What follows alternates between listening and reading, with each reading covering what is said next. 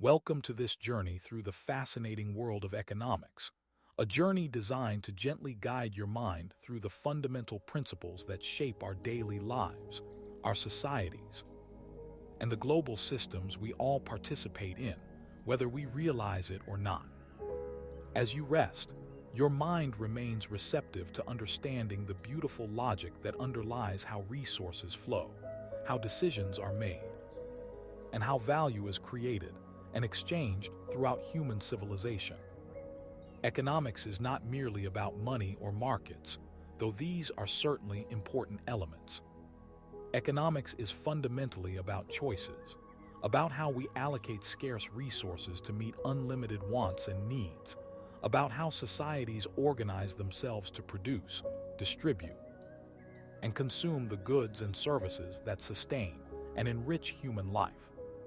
At its core, economics is the study of human behavior in the face of scarcity, and as you absorb these concepts during your rest, you'll begin to see the economic dimension of countless decisions you make every single day. Let us begin with the most fundamental concept in all of economics, the principle of scarcity itself. Scarcity means that resources are limited while human wants are essentially unlimited. There are only so many hours in a day, only so much land on Earth, only so many skilled workers, only so much raw material available at any given time. This fundamental reality forces individuals, businesses, and societies to make choices, and economics is the study of how those choices are made and what consequences flow from them.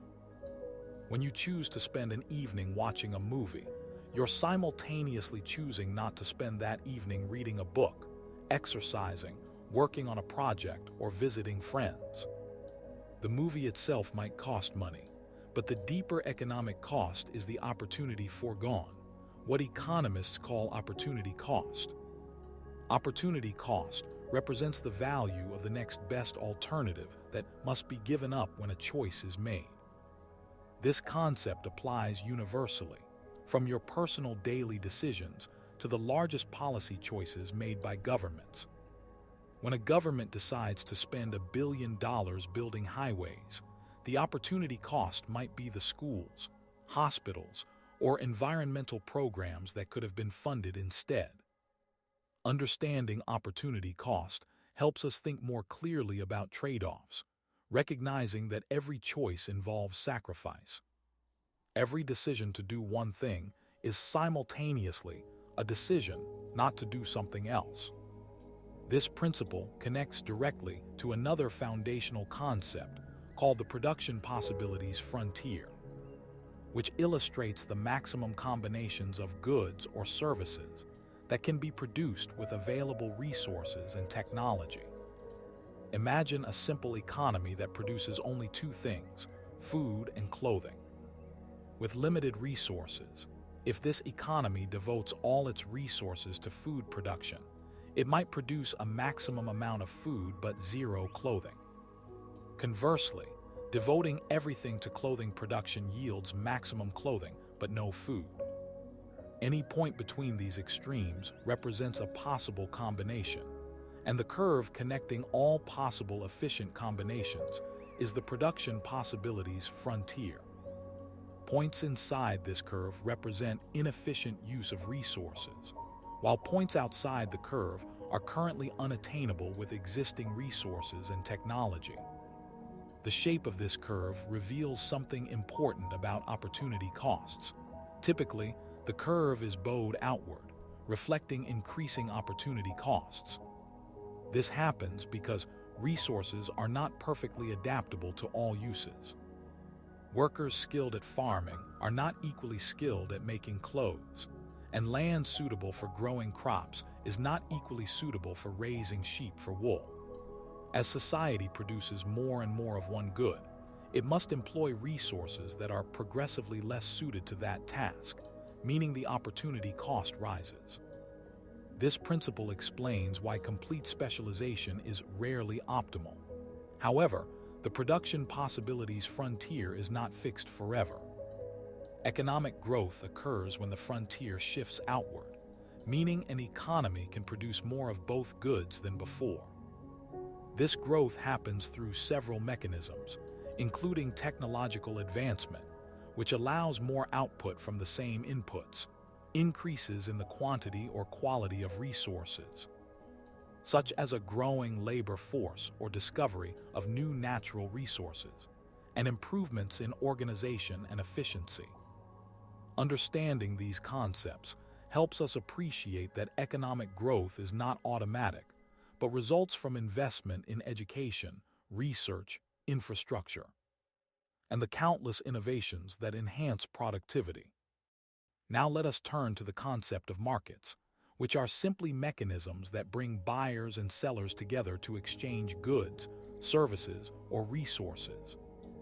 Markets exist in countless forms, from farmers' markets where produce is sold directly to consumers, to stock exchanges where ownership shares of corporations are traded electronically, to labor markets where workers sell their time and skills to employers. All markets share common features, including buyers who demand goods or services, sellers who supply them, and some mechanism for determining prices and facilitating exchange. The price system is one of humanity's most remarkable inventions, coordinating the economic activities of millions or billions of people without any central direction. Prices serve multiple crucial functions in market economies. First, they convey information, signaling scarcity and abundance throughout the economic system. When the price of gasoline rises, this tells consumers that gasoline is becoming scarcer relative to demand, encouraging conservation and exploration of alternatives. Simultaneously, higher prices tell producers that gasoline is more valuable, encouraging increased production and exploration for new sources. This information flow happens automatically, without any central planner needing to collect data or issue commands. Second, prices provide incentives, rewarding people for supplying what others value and for economizing on scarce resources. Third, prices help ration scarce goods, ensuring they go to those who value them most highly, as measured by willingness to pay. This rationing function can seem harsh, but it serves the important purpose of directing resources toward their most valued uses. The interaction of supply and demand determines market prices, and understanding these forces is essential to grasping how markets function. Demand refers to consumers' willingness and ability to purchase various quantities of a good at different prices. Generally, as price falls, quantity demanded rises, a relationship known as the law of demand. This inverse relationship makes intuitive sense because lower prices make goods more affordable, allowing consumers to buy more. And because lower prices make a good more attractive relative to substitutes. When coffee becomes cheaper while tea prices remain constant, some tea drinkers switch to coffee. The entire relationship between price and quantity demanded can be represented as a demand curve, which typically slopes downward from left to right. Many factors can shift the entire demand curve, meaning that at every price level, consumers demand more or less than before. Income changes shift demand curves, with normal goods experiencing increased demand as consumers become wealthier, while inferior goods see decreased demand as people can afford better alternatives. Consumer preferences shift demand curves as tastes and fashions change. The prices of related goods affect demand, with substitutes and complements playing different roles. If the price of tea rises substantially, demand for coffee increases as consumers seek alternatives. If the price of coffee makers falls, demand for coffee rises because the complement has become cheaper. Expectations about future prices influence current demand. If consumers expect gasoline prices to spike next month, demand increases today as people fill their tanks in anticipation. Population changes affect overall market demand. These demand shifters are distinct from movements along a given demand curve caused by price changes, a subtle but crucial distinction. Supply represents producers' willingness and ability to offer various quantities for sale at different prices. The law of supply states that as price rises, quantity supplied generally increases, creating an upward-sloping supply curve. This positive relationship reflects basic economic logic. Higher prices make production more profitable, encouraging existing producers to expand output and attracting new entrants to the market. A farmer might plant more acres of wheat if wheat prices rise, and high wheat prices might convince a farmer currently growing corn to switch to wheat production. Just as various factors shift demand curves, other factors shift supply curves.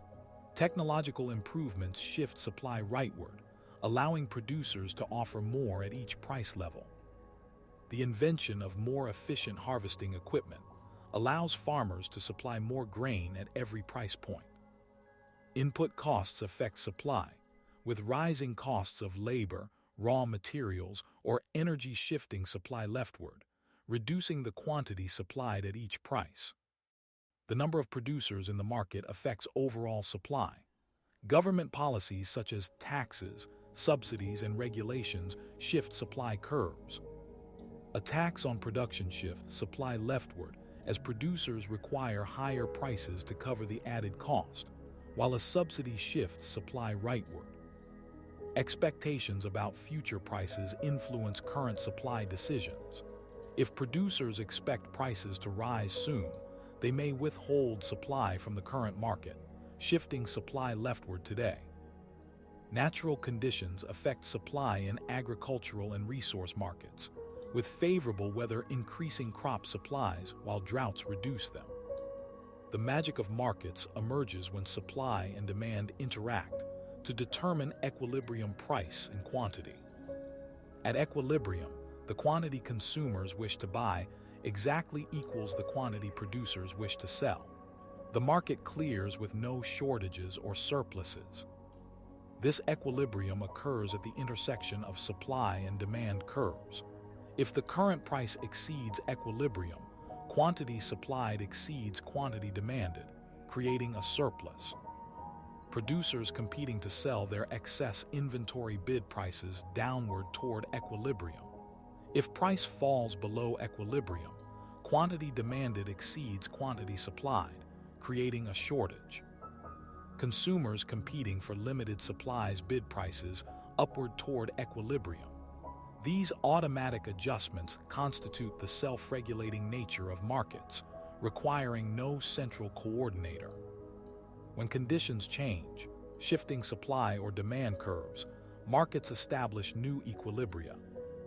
If consumer incomes rise, increasing demand for restaurant meals, the demand curve shifts rightward, creating a temporary shortage at the original price. Competition among consumers pushes prices higher, and higher prices incentivize restaurants to serve more meals, perhaps by extending hours or hiring additional staff. A new equilibrium emerges with both higher prices and greater quantity. Conversely, if a technological breakthrough reduces production costs, the supply curve shifts rightward, creating a temporary surplus at the original price.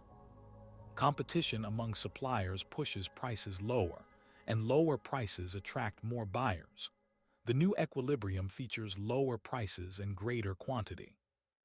These examples illustrate how markets continuously adapt to changing circumstances, coordinating countless individual decisions without central direction. Markets demonstrate remarkable efficiency in many circumstances, but they also experience failures requiring intervention or alternative arrangements. Market failures occur when unregulated markets produce inefficient or inequitable outcomes. Externalities represent one major category of market failure, occurring when actions impose costs or benefits on third parties who are not directly involved in a transaction. Pollution exemplifies a negative externality, where a factory producing goods imposes costs on nearby residents through air or water contamination. But these costs are not reflected in the product's market price. Because producers don't bear the full costs of their pollution, they produce more than the socially optimal amount. Positive externalities occur when actions benefit third parties, as when someone maintains a beautiful garden that neighbors enjoy, or when an individual gets vaccinated against a contagious disease, protecting others as well. Because these external benefits aren't captured by the decision maker, markets tend to produce less than the socially optimal quantity of goods with positive externalities. Education exemplifies this, as an educated person benefits personally, but also contributes to society through informed citizenship, innovation, and reduced crime. Without intervention, markets would provide too little education relative to the social optimum. Public goods represent another category of market failure, characterized by two properties called non-rivalry and non-excludability. Non-rivalry means one person's consumption doesn't reduce availability for others. Non-excludability means people cannot be prevented from consuming the good even if they don't pay. National defense exemplifies a public good. One citizen's protection doesn't diminish protection available to others, and it's practically impossible to defend some citizens while leaving non-payers vulnerable to attack. Because people can enjoy public goods without paying, they have incentive to free ride, hoping others will pay while they benefit for free. If everyone free rides, the good isn't provided despite being valuable. Markets typically fail to provide adequate quantities of public goods, justifying government provision funded through taxation.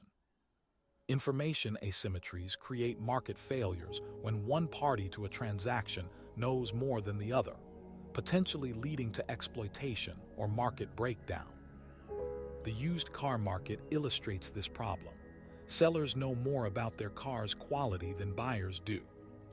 Buyers, aware of this information disadvantage, assume cars offered for sale might be lemons, low-quality vehicles that owners want to unload. This skepticism leads buyers to offer only low prices, which causes owners of high-quality used cars to withdraw from the market, unwilling to accept prices appropriate for lemons. The market unravels, with only the worst cars traded.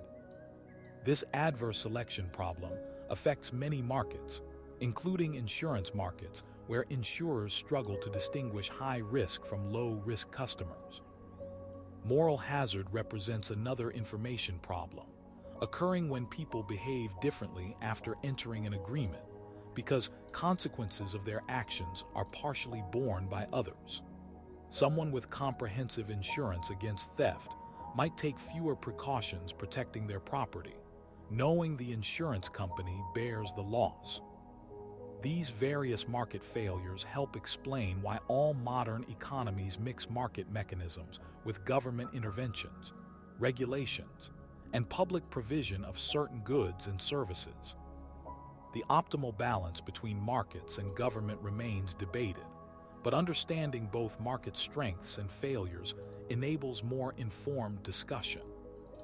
Let us now explore how economists measure economic activity and performance through national income accounting.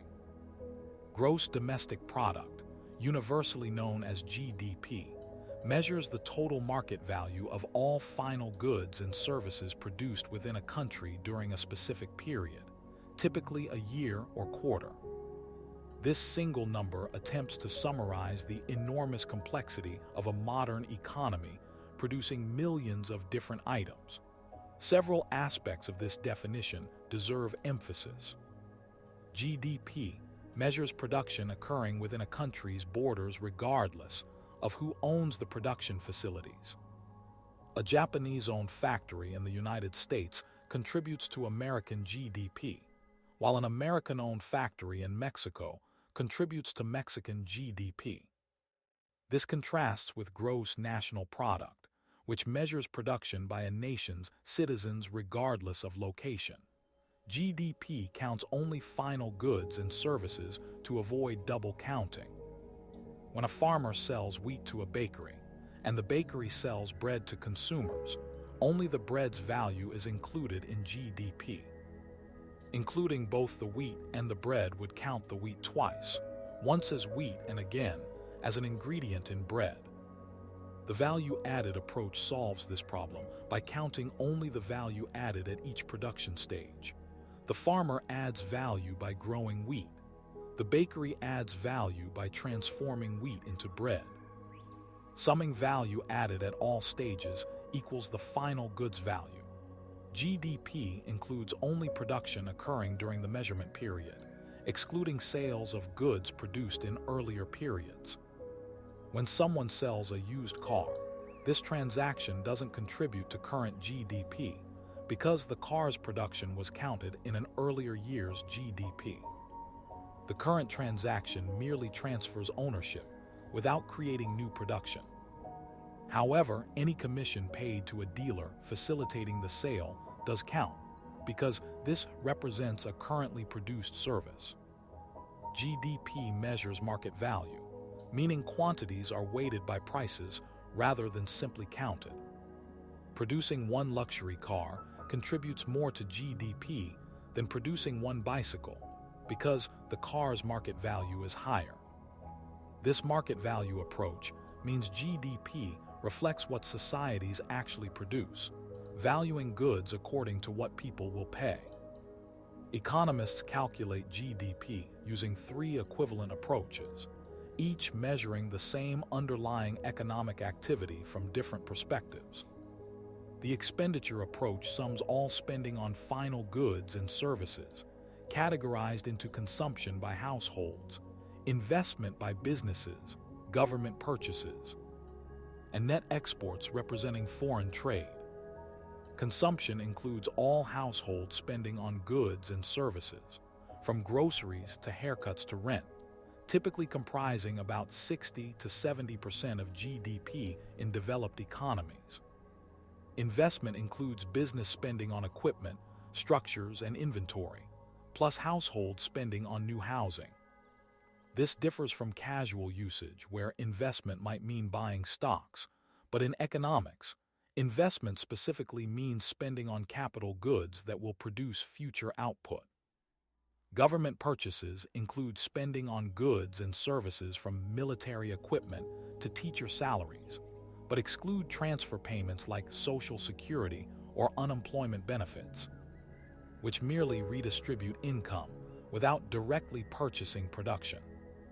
Net exports equal exports minus imports, representing the difference between what foreigners buy from domestic producers and what domestic buyers purchase from foreign producers. If a country imports more than it exports, net exports are negative, reducing GDP because some domestic spending went to foreign production. The income approach calculates GDP by summing all income earned in production, including wages and salaries paid to workers, rent paid to property owners, interest paid to capital providers, and profits earned by businesses. These income categories should sum to the same total as the expenditure approach, because every dollar spent on final goods ultimately becomes income for someone. When you buy a sandwich, that spending becomes income for the restaurant owner, employees, suppliers, and others involved in producing that sandwich. The production or value-added approach sums the value added at each production stage across all industries. These three approaches yield the same GDP figure because production, spending, and income are three facets of the same economic activity. Everything produced is purchased by someone, and those purchases generate income for producers. While GDP provides valuable information about economic activity, it has well-recognized limitations as a measure of economic well-being or social welfare. GDP excludes non-market production such as household labor, parenting, and volunteer work, despite these activities' enormous value. If you hire someone to clean your house, this counts in GDP But if you clean it yourself, it doesn't, despite the same service being performed.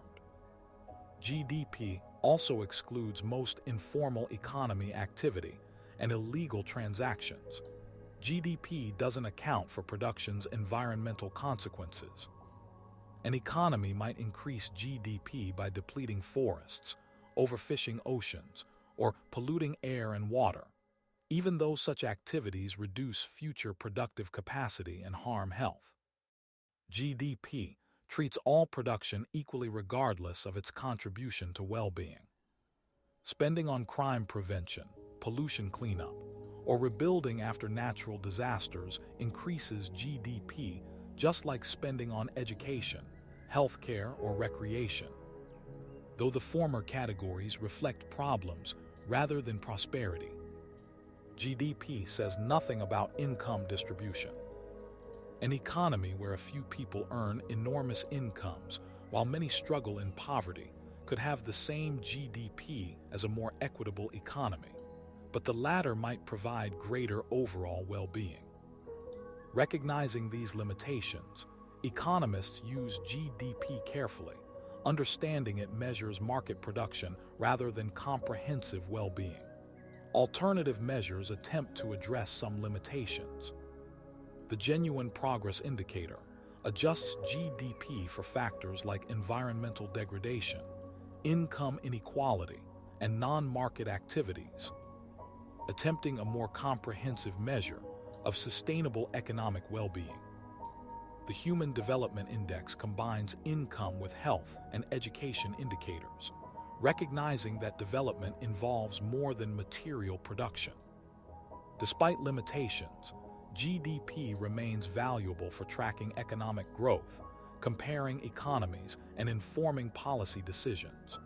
Real versus nominal GDP represents a crucial distinction.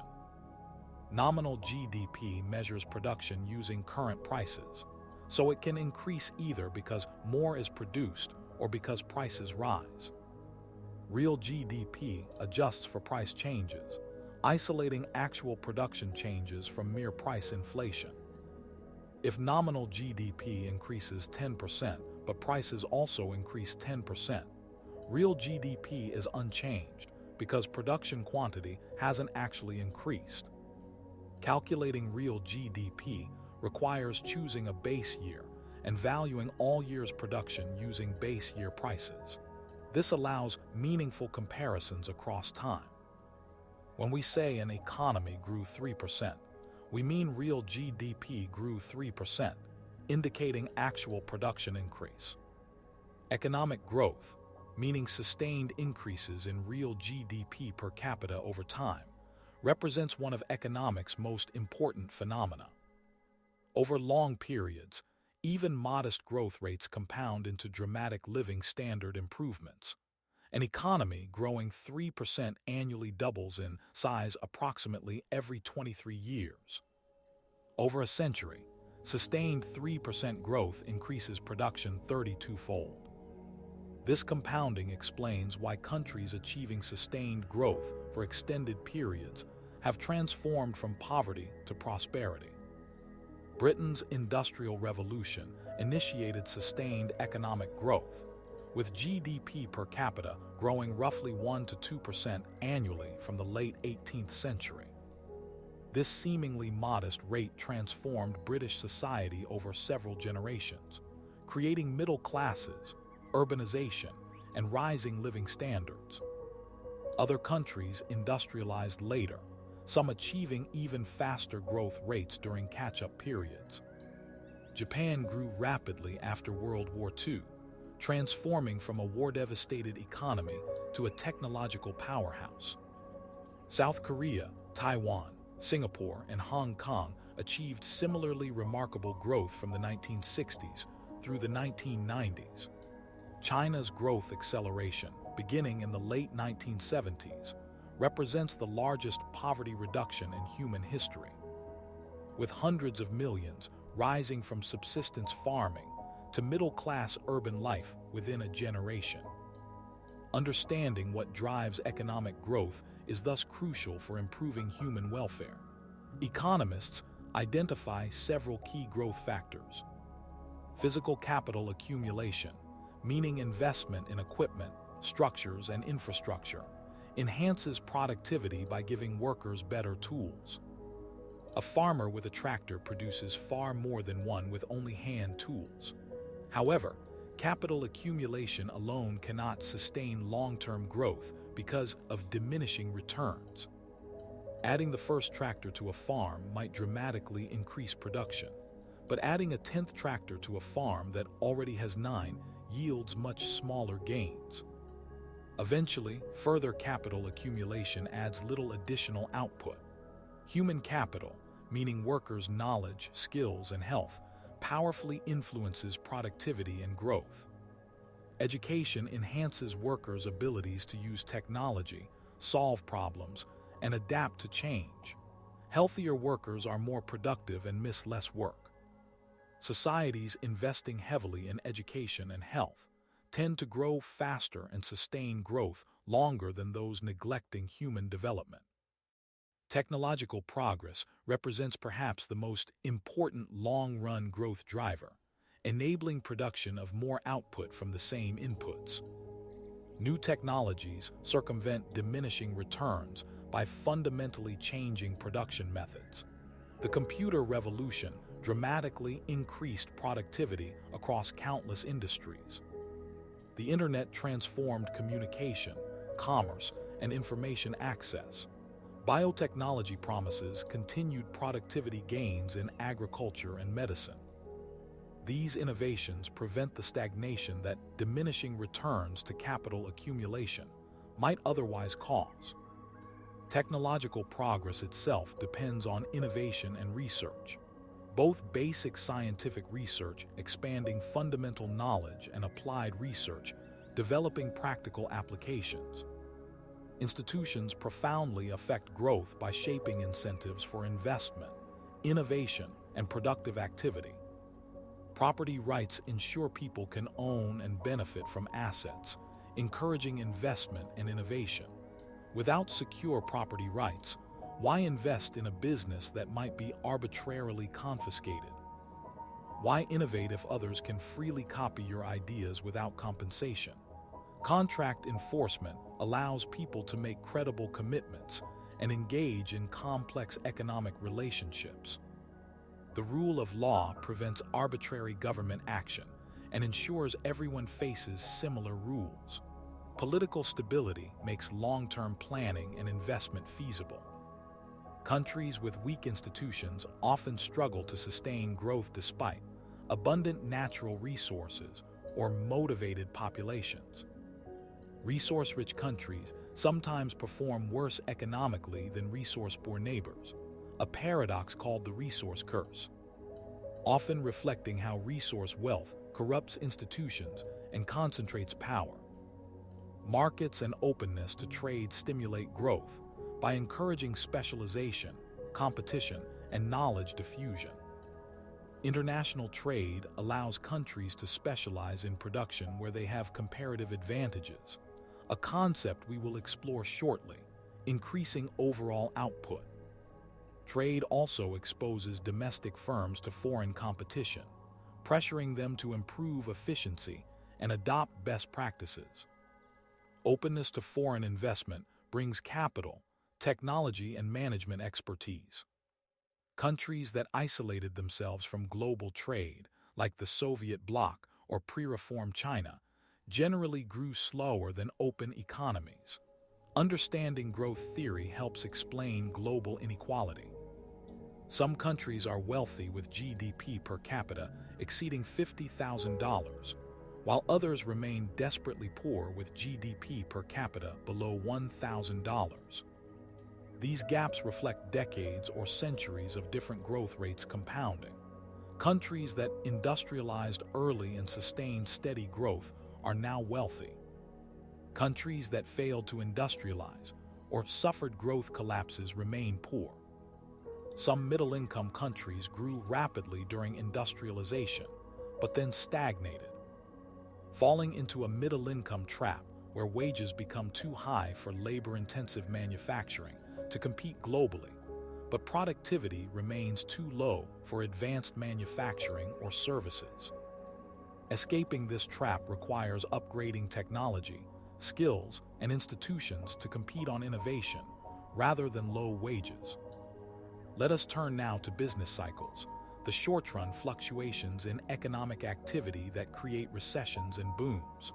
While long-run growth trends are generally upward, economies don't grow smoothly. Growth accelerates during expansions when output, employment, and incomes rise. Growth slows or reverses during recessions when output falls, unemployment rises, and incomes decline.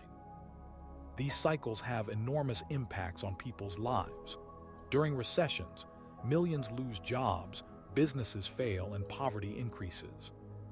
During expansions, employment rises, businesses thrive, and living standards improve. Understanding business cycles helps policymakers minimize recessions' severity and duration.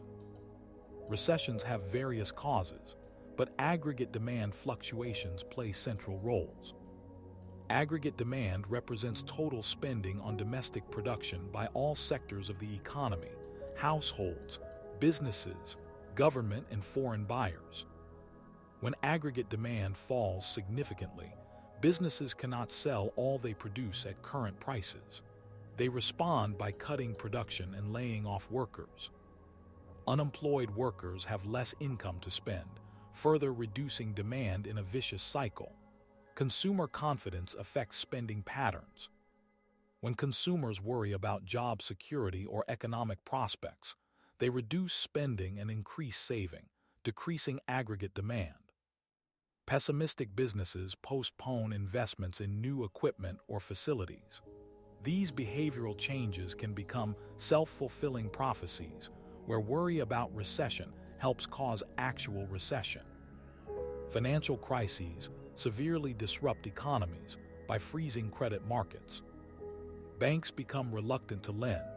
Businesses cannot borrow to finance operations or expansion, and consumers cannot obtain credit for major purchases. The 2008 financial crisis demonstrated how financial sector problems can trigger severe recessions.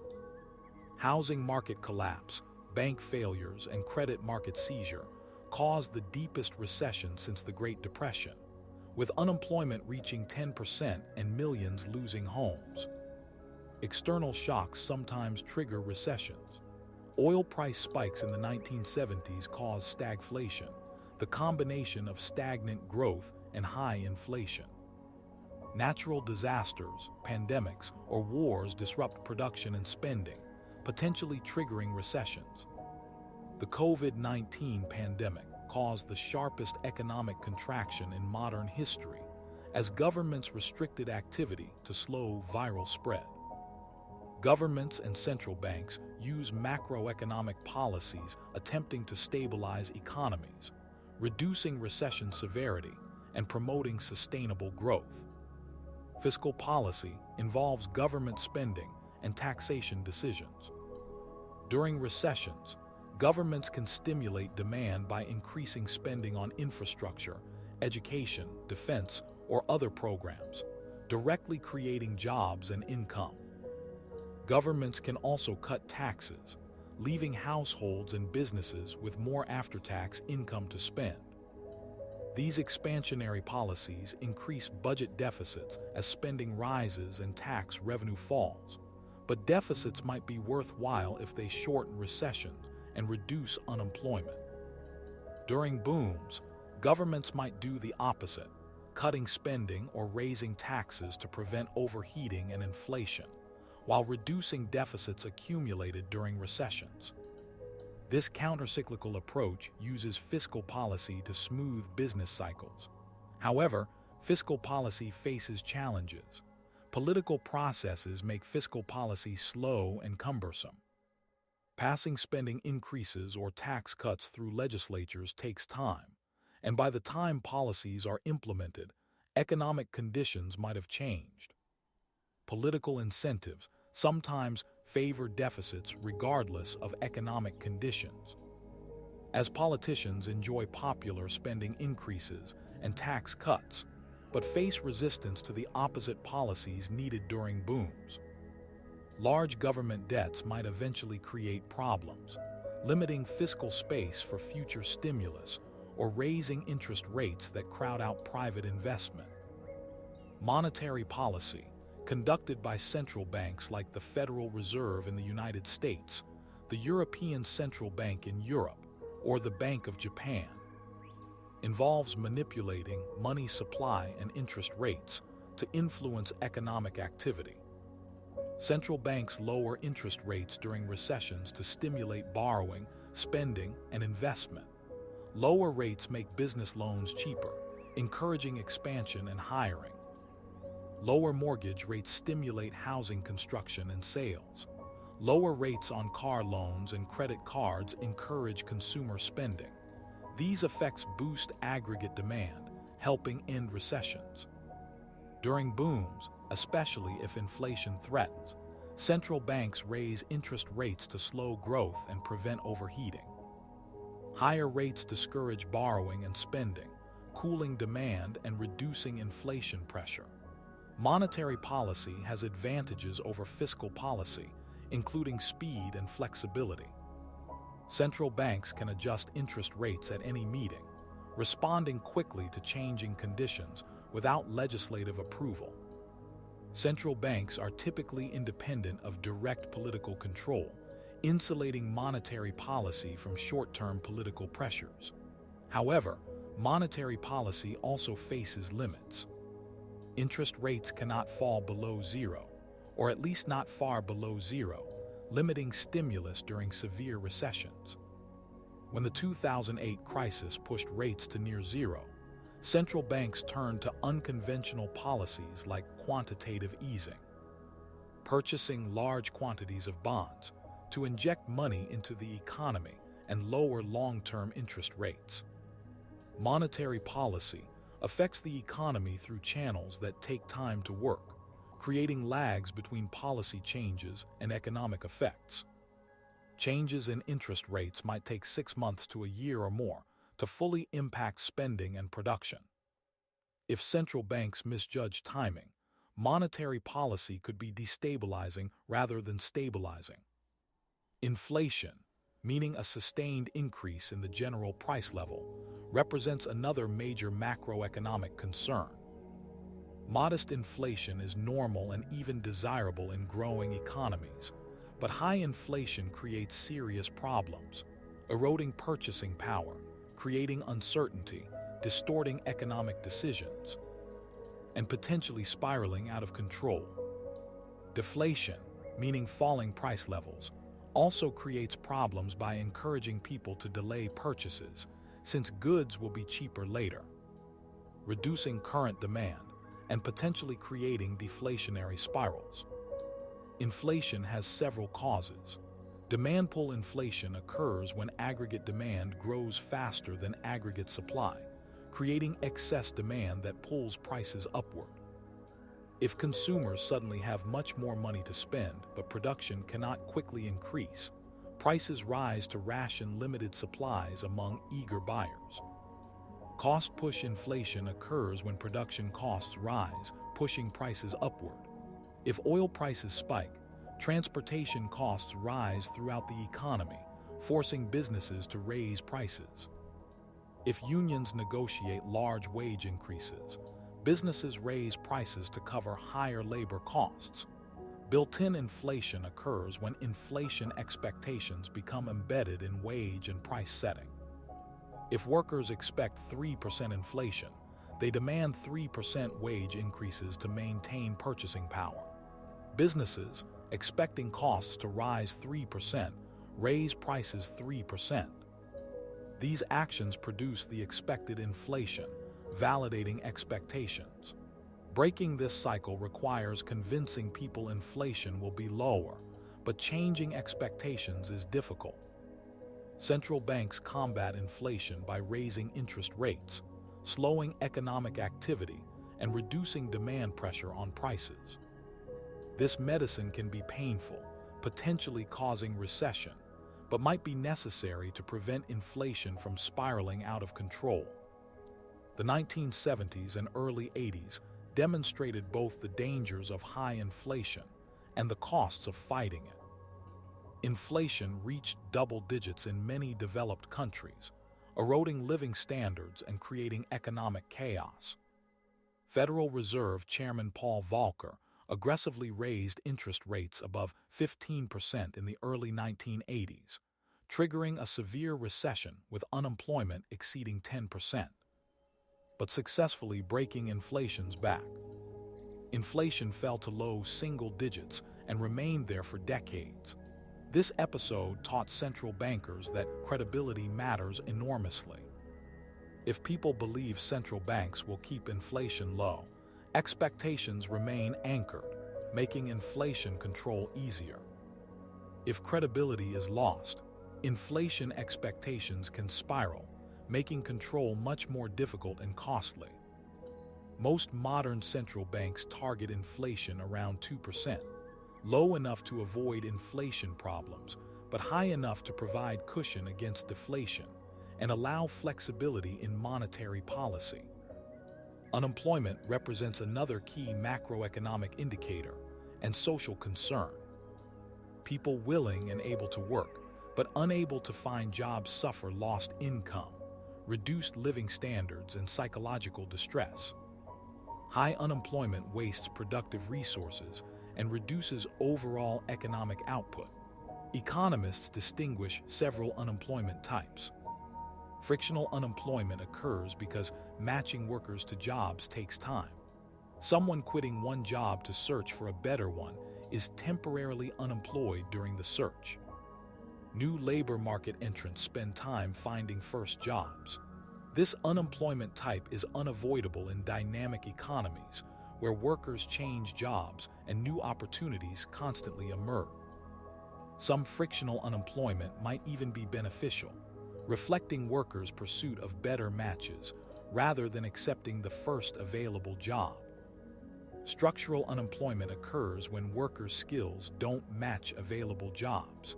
Technological change and globalization eliminate some jobs while creating others requiring different skills.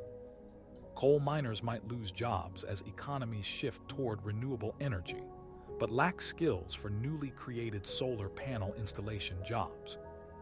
Geographic mismatch creates structural unemployment when jobs are available in different locations than where unemployed workers live. Someone unemployed in a declining industrial city cannot easily access jobs in a thriving tech hub hundreds of miles away. Structural unemployment persists even when overall labor demand is strong, because mismatches between workers and jobs take time to resolve through retraining, education, or relocation. Cyclical unemployment rises during recessions when aggregate demand falls and businesses lay off workers. This unemployment type fluctuates with business cycles, rising during contractions and falling during expansions. Reducing cyclical unemployment requires boosting aggregate demand through monetary or fiscal stimulus. Natural rate of unemployment combines frictional and structural unemployment, representing the unemployment rate when the economy operates at potential output. Even in a healthy economy, some unemployment persists as workers search for jobs and adjust to structural changes. The natural rate varies across countries and time periods depending on labor market institutions, education and training systems, and how easily workers can change jobs or locations. Policies might reduce the natural rate by improving job matching, enhancing training programs, reducing barriers to labor mobility, or reforming regulations that make hiring or firing difficult. Very low unemployment can create problems by leading to labor shortages, rapid wage growth, and inflation pressure. If unemployment falls far below the natural rate, businesses struggle to find workers and bid up wages to attract scarce labor. Higher wages increase production costs, encouraging price increases. The relationship between unemployment and inflation, called the Phillips curve, suggests an inverse relationship where lower unemployment correlates with higher inflation and vice versa. This relationship appeared stable in some decades, but broke down in others, particularly the 1970s, when both unemployment and inflation rose simultaneously in stagflation. Modern understanding recognizes that the relationship depends on inflation expectations and is more reliable in the short run than the long run. Let us now explore international trade and its economic logic. Countries trade for the same fundamental reason individuals do, because specialization and exchange allow greater consumption than self-sufficiency. If you tried to produce everything you consume, growing all your food, making your clothes, building your shelter, providing your own medical care, you would enjoy a very low standard of living. Instead, you specialize in some productive activity, sell your labor or output, and use the income to buy things others produce. Everyone benefits from this specialization and trade. The same logic applies to countries. Even if one country could produce everything more efficiently than others, trade still benefits all participants through comparative advantage. One of economics' most important and counterintuitive insights. Absolute advantage exists when one country can produce something using fewer resources than another. Perhaps climate allows one country to grow wheat more easily, or superior technology allows another to manufacture electronics more efficiently. Comparative advantage is more subtle, existing when one country can produce something at lower opportunity cost than another. The key is opportunity cost, not absolute efficiency. Imagine two countries, each capable of producing both wheat and cloth. Country A is more efficient at producing both, having absolute advantage in everything. Specifically, Country A can produce 10 units of wheat or 5 units of cloth with 1 unit of resources, while Country B can produce 6 units of wheat or 2 units of cloth with 1 unit of resources. At first glance, Country A seems better at everything, suggesting no basis for trade. However, comparative advantage reveals trade opportunities. In Country A, producing 1 unit of cloth requires giving up 2 units of wheat, since 5 units of cloth or 10 units of wheat can be produced with the same resources. The opportunity cost of cloth in Country A is 2 units of wheat. In Country B, producing 1 unit of cloth requires giving up 3 units of wheat. The opportunity cost of cloth in Country B is 3 units of wheat. Country A has comparative advantage in cloth because its opportunity cost of cloth, 2 wheat, is lower than Country B's opportunity cost of 3 wheat. Conversely, Country B has comparative advantage in wheat. In Country B, producing 1 unit of wheat costs 1/3 unit of cloth, while in Country A, producing 1 unit of wheat costs 1/2 unit of cloth. Country B's opportunity cost of wheat is lower. If both countries specialize according to comparative advantage, with Country A focusing on cloth and Country B on wheat, then trade, total production increases.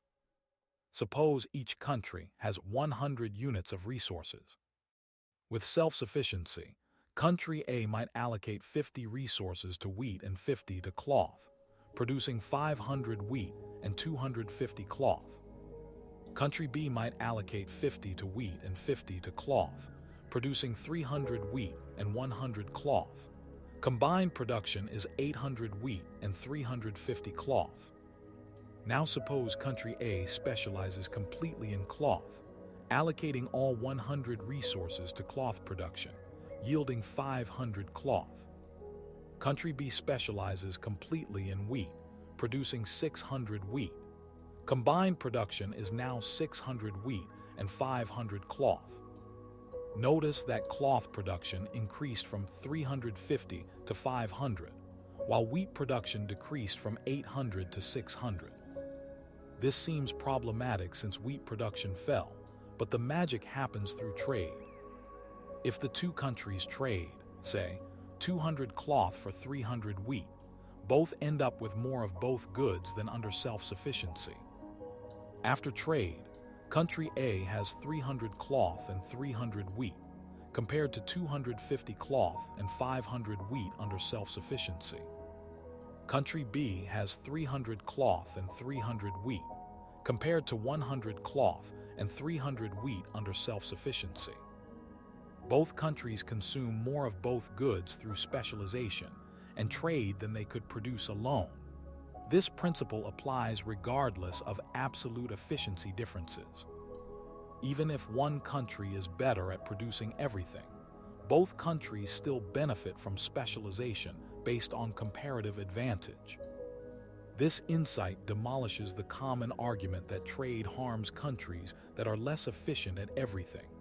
What matters is not absolute efficiency, but relative efficiency, opportunity costs. Countries benefit by specializing in goods they produce at relatively lower opportunity cost, trading for goods others produce at relatively lower opportunity cost. International trade allows countries to consume beyond their production possibilities' frontiers. Without trade, consumption is limited to what can be produced domestically. With trade, countries can consume combinations of goods impossible to produce domestically by specializing and trading. This expands consumption possibilities, raising living standards. Trade also enables exploitation of economies of scale, where larger production volumes reduce per unit costs. If each country produces for domestic markets only, production volumes might be too small to minimize costs. Producing for global markets allows larger scale, lower costs, and lower prices. Trade exposes domestic firms to foreign competition, pressuring them to improve efficiency, quality, and innovation. Protected from competition, firms might become complacent, maintaining high costs and low quality. Trade forces them to match global best practices or lose market share. Trade facilitates knowledge and technology diffusion as ideas cross borders along with goods. Importing advanced machinery embodies foreign technology. Multinational corporations transfer management practices and technical knowledge across countries. Despite these benefits, trade creates both winners and losers within countries, generating political controversy. While countries overall benefit, specific industries and workers can be hurt. If a country imports textiles because foreign producers have comparative advantage, domestic textile producers face competition and might shrink or close. Textile workers lose jobs. Communities dependent on textile employment suffer economic decline. These losses are concentrated and visible, while trade's benefits are diffuse and less obvious. Consumers pay slightly lower prices for many goods, but each individual saves little per item. These small savings across millions of consumers and thousands of products sum to large aggregate gains, but are harder to perceive than factory closings. This creates political economy challenges.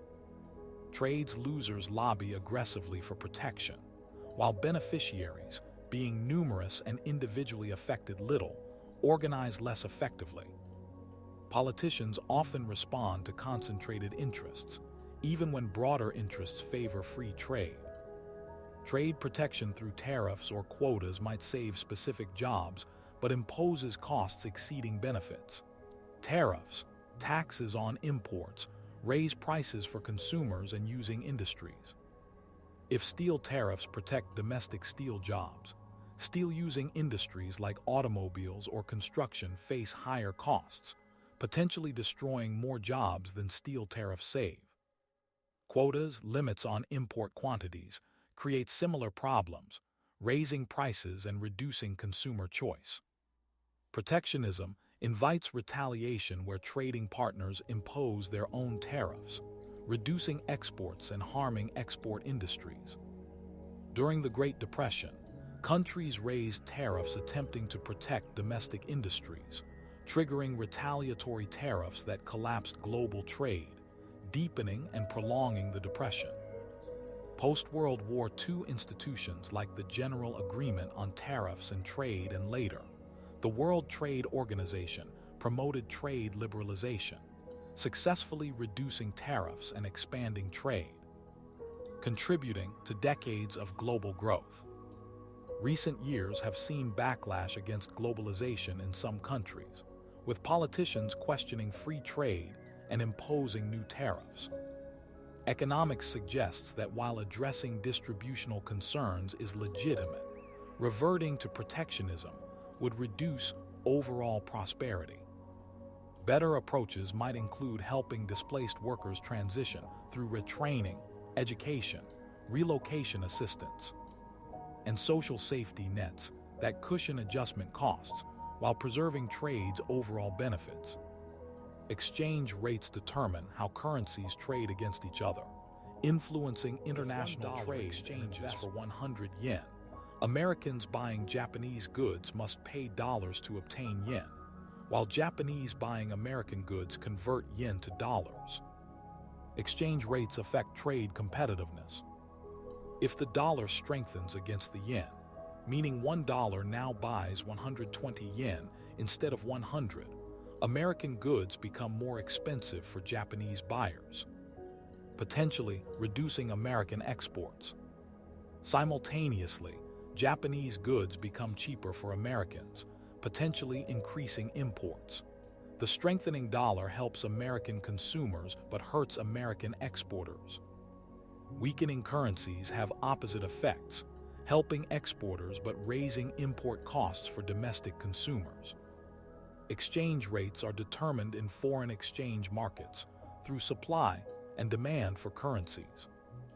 If many people want to buy American goods or invest in American assets, they need dollars, increasing dollar demand and raising the dollar's value. If Americans want to buy foreign goods or invest abroad, they supply dollars in exchange for foreign currency, reducing the dollar's value. Various factors influence exchange rates. Interest rate differences affect capital flows and currency demand. If American interest rates rise relative to foreign rates, foreign investors might buy American bonds to earn higher returns, increasing dollar demand and strengthening the dollar. Economic growth affects currency demand. Strong economic growth attracts investment, increasing currency demand. Inflation differentials influence exchange rates through purchasing power parity logic. If one country experiences higher inflation than others, its currency should depreciate to maintain relative purchasing power. Political stability and institutional quality affect currency demand, as investors prefer currencies of stable, well-governed countries. Some countries allow market forces to determine exchange rates in floating exchange rate systems, while others maintain fixed exchange rates by having their central banks buy or sell currency to maintain specific values against other currencies or against gold. Fixed rates provide certainty for traders and investors, but require central banks to subordinate monetary policy to maintaining the exchange rate, limiting ability to respond to domestic economic conditions. The impossible trinity states that countries cannot simultaneously maintain fixed exchange rates, free capital flows, and independent monetary policy. They must choose two of three. Countries with fixed rates and free capital flows cannot conduct independent monetary policy. Countries wanting independent monetary policy and free capital flows must accept floating exchange rates. Countries wanting fixed rates and independent monetary policy must restrict capital flows. This fundamental constraint shapes international monetary arrangements. Most major economies today have floating exchange rates and free capital flows, accepting exchange rate fluctuations as the price of monetary independence. Some smaller economies fix their rates to major currencies like the dollar or euro, accepting monetary policy subordination to maintain stability. A few restrict capital flows to preserve policy independence, while managing exchange rates. Now let us consider the role of financial markets and institutions in modern economies.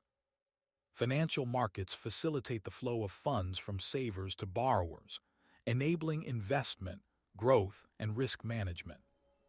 Without financial markets, people wishing to invest in businesses would need to personally know and trust borrowers, severely limiting investment and growth. Financial markets solve this problem by pooling funds from many savers and channeling them to many borrowers, with intermediaries assessing credit risk and monitoring borrowers. Banks are perhaps the most familiar financial intermediaries, accepting deposits from savers and making loans to borrowers. Depositors earn interest while maintaining access to their funds, while banks earn profits on the spread between lending rates and deposit rates. Banks provide valuable services beyond simple intermediation. They assess borrowers' creditworthiness more efficiently than individual depositors could, having expertise in evaluating financial statements, business plans, and collateral. They monitor borrowers to ensure loan terms are met. They pool risks by lending to many borrowers, so if some default, losses are spread across many depositors rather than devastating individual savers. Banks create money through fractional reserve banking. When you deposit $100, the bank doesn't keep all 100 in its vault. It keeps a fraction, say $10, as reserves to meet withdrawal demands and lends the rest. The borrower receiving $90 might spend it on goods, and the seller deposits that $90 in their bank. That bank keeps $9 in reserves and lends $81. This process continues, multiplying the initial deposit into a much larger quantity of deposits and loans throughout the banking system. The money multiplier determines how much total money creation results from each dollar of reserves, depending on the reserve ratio banks maintain. Central banks influence money creation by setting reserve requirements and by buying or selling securities in open market operations. When central banks buy securities, they pay by creating new reserves in the banking system, enabling banks to make more loans and create more money. When central banks sell securities, they remove reserves from the banking system, reducing banks' ability to lend and create money. This control over money creation gives central banks powerful influence over interest rates and economic activity. Stock markets facilitate corporate fundraising and ownership transfer. When companies issue stock through initial public offerings, they raise capital from investors who become part owners.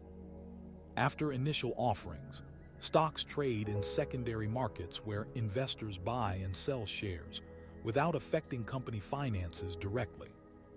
Stock markets provide liquidity, allowing investors to easily convert shareholdings to cash. This liquidity makes investors more willing to buy shares initially, knowing they can sell if needed. Stock prices reflect the market's collective assessment of companies' future profitability. If a company is expected to be very profitable, many investors want to own its stock, bidding up prices. If prospects dim, investors sell, pushing prices down. This price discovery function allocates capital toward promising companies and away from failing ones. Stock markets also create incentives for corporate managers. If executives make good decisions, stock prices rise, rewarding shareholders. If decisions are poor, prices fall, potentially leading to executive replacement. Stock-based compensation aligns managerial incentives with shareholder interests. Bond markets facilitate government and corporate borrowing. When governments need to finance budget deficits, they issue bonds, essentially IOUs promising to repay principal plus interest. Investors buy these bonds, lending to governments. Similarly, corporations issue bonds to finance expansion, acquisitions, or refinance existing debt. Bond prices and interest rates move inversely. When bond prices rise, yields fall and vice versa. This reflects basic mathematics. A bond promising to pay $1,000 in 1 year sells for a lower price if interest rates are high, because investors can earn good returns elsewhere. If interest rates fall, that same bond becomes more attractive, so its price rises. Bond markets thus reveal the cost of borrowing for governments and corporations. Countries with questionable finances must pay high interest rates to attract investors, while fiscally sound countries borrow cheaply. This market discipline potentially encourages fiscal responsibility, though political incentives sometimes overwhelm market signals. Derivative markets allow hedging and speculation on price movements of underlying assets like commodities, stocks, or currencies. Options give the right but not obligation to buy or sell assets at specified prices. Futures contracts obligate buying or selling at future dates. These instruments help manage risk. A farmer might sell wheat futures to lock in prices before harvest, eliminating price uncertainty. An airline might buy oil futures to stabilize fuel costs. Speculators who accept risk that hedgers want to shed provide market liquidity. Derivatives can also amplify risk if misused. The 2008 financial crisis was partly caused by complex derivatives based on mortgages. When housing prices fell and mortgages defaulted, derivatives magnified losses throughout the financial system. This demonstrated that financial innovation creates new risks alongside benefits. Financial regulation attempts to prevent crises while preserving financial markets' benefits. Bank regulation includes capital requirements ensuring banks have enough equity to absorb losses without becoming insolvent. Deposit insurance protecting depositors if banks fail. And supervision monitoring banks' risk-taking and lending practices. Securities regulation requires companies to disclose financial information so investors can make informed decisions. Prohibits insider trading where people trade using non-public information. And monitors market manipulation. Consumer protection regulations ensure financial products are not deceptively marketed and provide mechanisms for resolving disputes. Finding the right regulatory balance is challenging. Too much regulation stifles innovation and economic growth. Too little regulation risks financial instability and crises. Regulators must adapt to financial innovation while preventing regulatory arbitrage where activities migrate to less regulated sectors. International coordination is important since financial markets are global and problems in one country quickly spread to others. The 2008 crisis demonstrated this interconnection as problems originating in American subprime mortgages spread globally through international banks and financial markets. Let us now explore the economics of labor markets, where human effort is bought and sold. Labor markets determine wages, employment levels, and working conditions through the interaction of workers' labor, supply decisions, and firms' labor demand. Labor supply reflects individual decisions about whether to work, how many hours to work, and what occupations to pursue.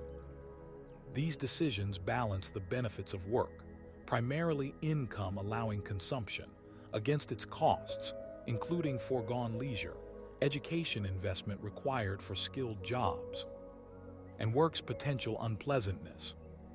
As wages rise, substitution effects encourage more work because the opportunity cost of leisure increases. If your wage is $10 per hour, an hour of leisure costs you $10 in foregone earnings. If your wage rises to $20, that same hour of leisure now costs $20, making work relatively more attractive. However, income effects work oppositely. As wages rise, you can maintain your living standard working fewer hours, potentially choosing more leisure. For most people at normal wage levels, substitution effects dominate, so higher wages increase labor supply. At very high wages, income effects might dominate, potentially creating backward-bending labor supply curves where wage increases reduce hours worked. Labor demand reflects firms' profit-maximizing employment decisions.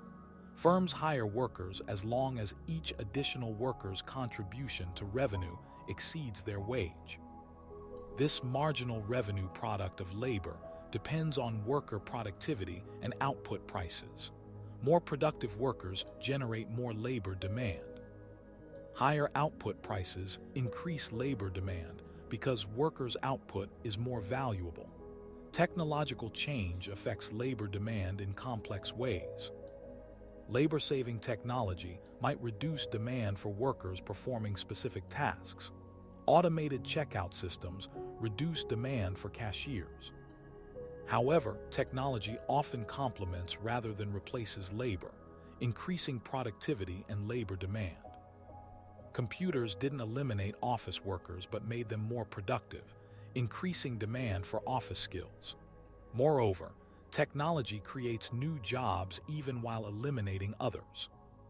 The economy now employs software engineers, data scientists, and app developers, jobs that didn't exist decades ago. Wage determination in competitive labor markets follows supply and demand logic. At equilibrium wages, quantity of workers demanded equals quantity supplied. If wages exceed equilibrium, labor surplus emerges, meaning unemployment as more people want to work than firms want to hire. If wages fall below equilibrium, labor shortage emerges as firms want to hire more workers than are willing to work. Wage differences across occupations reflect productivity differences, skill requirements, education and training costs, working conditions, and supply restrictions. Doctors earn more than janitors partly because medical training is lengthy and expensive, creating high opportunity costs that must be compensated. Unpleasant or dangerous jobs command compensating differentials. Coal miners earn more than they would in equally skilled, but safer jobs because fewer people willingly accept mining's dangers. Limited supply in some occupations, whether from natural talent scarcity or regulatory restrictions, elevates wages. Professional athletes earn enormous sums partly because very few people have requisite skills. However, labor markets don't always function perfectly competitively. Monopsony exists when a single employer dominates a local labor market, giving that employer power to pay wages below competitive levels. Workers have limited alternatives, so must accept what the employer offers. Minimum wage laws attempt to combat monopsony power while raising wages for low-paid workers. Economic theory suggests minimum wages set above equilibrium create unemployment by reducing labor demand while increasing labor supply. However, empirical evidence is mixed, with some studies finding little employment reduction from modest minimum wage increases. This might reflect monopsony power, where minimum wages actually increase employment by raising worker morale and reducing turnover, or because higher wages attract more productive workers. The debate continues, with economists disagreeing about minimum wages' overall effects on employment and welfare. Labor unions represent collective bargaining, where workers organize to negotiate with employers. Unions can raise wages by restricting labor supply. Members strike if demands aren't met, or by increasing worker productivity through training and reducing turnover. However, unions might also reduce employment if wage increases exceed productivity gains, making unionized firms less competitive. Union power has declined in most developed countries over recent decades as globalization, technological change, and policy shifts reduced unionization rates. Discrimination in labor markets occurs when equally productive workers receive different wages or employment opportunities based on race, gender, or other irrelevant characteristics. Taste-based discrimination happens when employers, customers, or coworkers have prejudices causing them to prefer certain groups.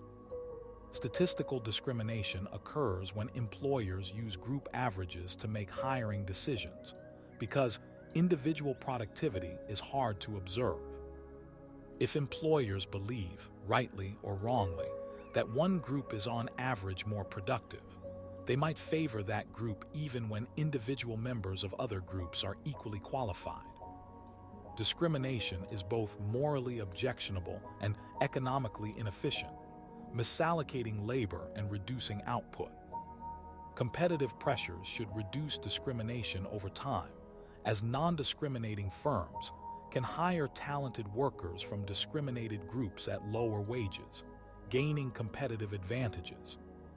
However, discrimination persists in many contexts, suggesting that competitive forces alone don't eliminate it quickly. Anti-discrimination laws attempt to accelerate this process by prohibiting discrimination and providing legal recourse for victims. Education and human capital investment represent crucial labor market aspects. Education enhances productivity, increases earnings, and improves employment prospects. These private returns motivate individual educational investment. However, education also generates positive externalities through informed citizenship, reduced crime, innovation spillovers, and cultural benefits, justifying public subsidies for education. The structure of education systems affects both efficiency and equity. Universal basic education ensures everyone acquires fundamental skills, while higher education opportunities allow talent development regardless of family background. Societies investing heavily in education tend to experience faster economic growth and greater social mobility. However, rising education costs create concerns about access and student debt burdens in some countries. Balancing education's public and private benefits while ensuring affordability remains an ongoing challenge. Technological change and globalization are transforming labor markets, creating both opportunities and challenges. Automation and artificial intelligence threaten certain jobs while creating others requiring different skills. Globalization allows companies to offshore production, reducing demand for some domestic workers while creating opportunities in export industries and lowering consumer prices. These changes increase returns to education and skills, while potentially hurting less educated workers. Wage inequality has increased in many countries as demand for skilled workers outpaced supply growth, raising skilled wages relative to unskilled wages. This skill-biased technological change rewards education and adaptability.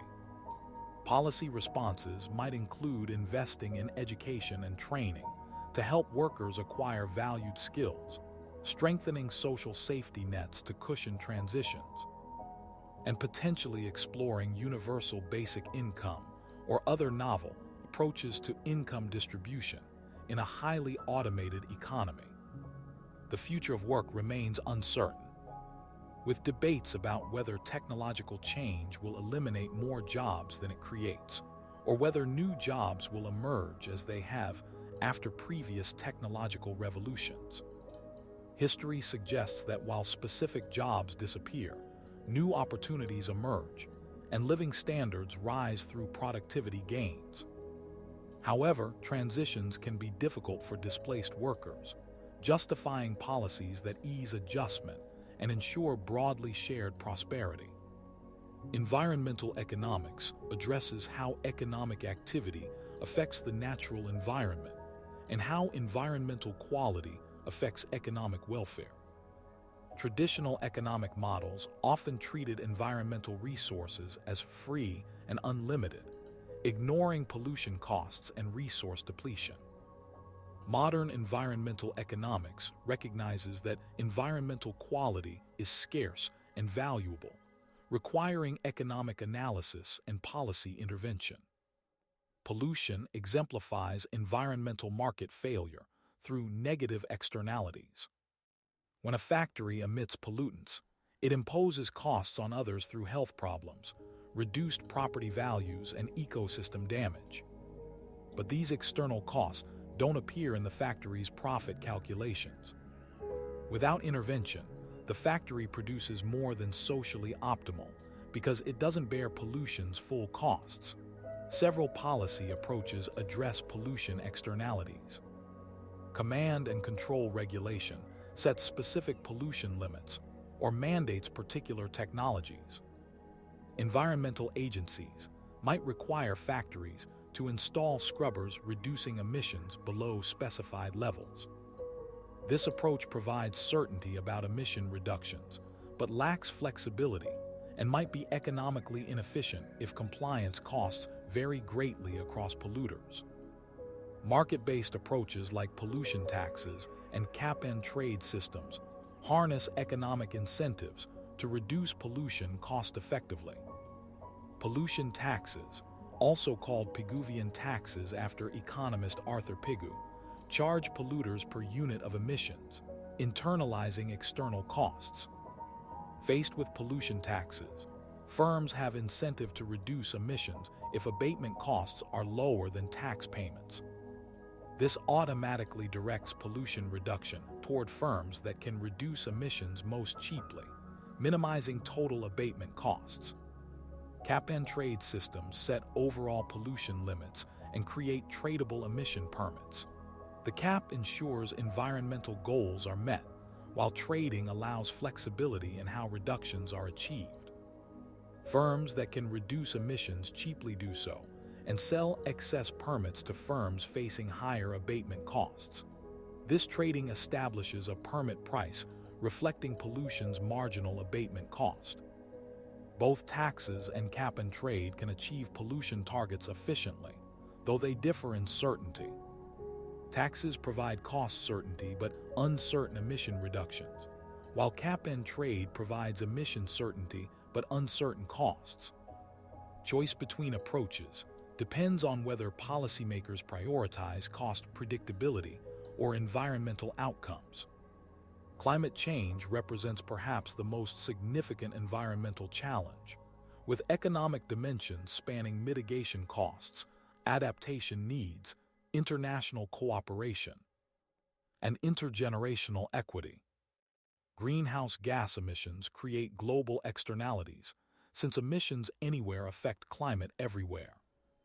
This global public good character makes climate policy especially challenging, because individual countries bear costs of emission reductions while benefits are shared globally.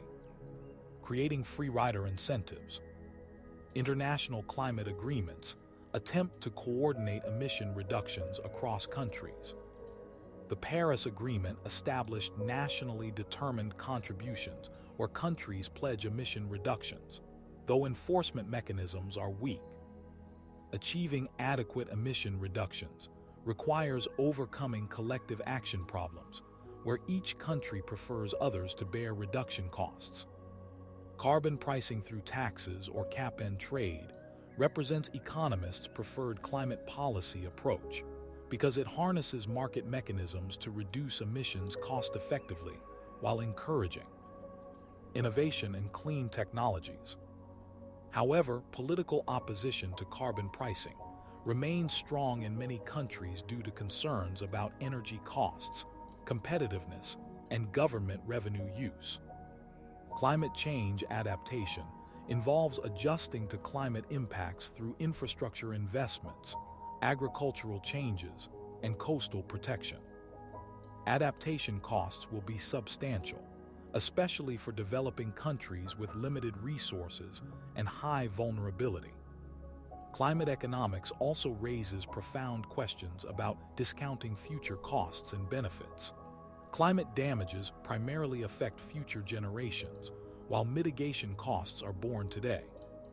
The discount rate applied to future damages dramatically affects climate policy recommendations. High discount rates minimize future damages' present value, suggesting limited current mitigation. Low discount rates magnify future damages' importance, justifying aggressive current action. This seemingly technical choice reflects deep ethical questions about obligations to future generations. Natural resource economics studies optimal extraction and management of finite resources like minerals, forests, and fisheries. For non-renewable resources like oil or copper, optimal extraction balances current use against future needs and price expectations. The Hotelling rule states that resource owners choose extraction paths where resource price rises at the interest rate, ensuring they're indifferent between selling now or holding for future sale.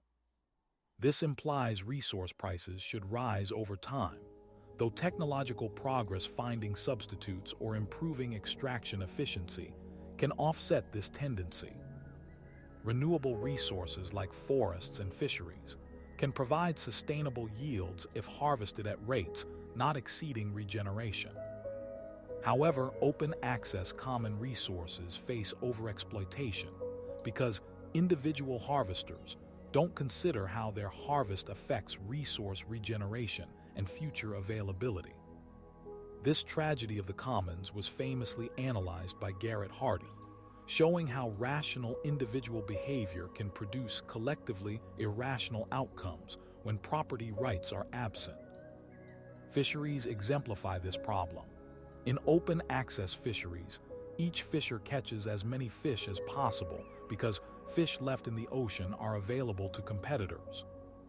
This race to fish depletes stocks below sustainable levels, sometimes causing collapse. Bluefin tuna, cod, and many other species have experienced severe depletion from overfishing. Solutions include property rights assignment through individual transferable quotas, allocating specific catch shares to fishers, regulation limiting fishing seasons or gear types, and marine protected areas excluding fishing to allow stock recovery. Effective fishery management requires scientific understanding of population dynamics and careful monitoring and enforcement. Behavioral economics incorporates psychological insights into economic models, recognizing that real human behavior often deviates from the rational self-interested maximization assumed in traditional economics. People frequently exhibit bounded rationality due to limited cognitive capacity and information, making decisions using heuristics and rules of thumb rather than complex optimization.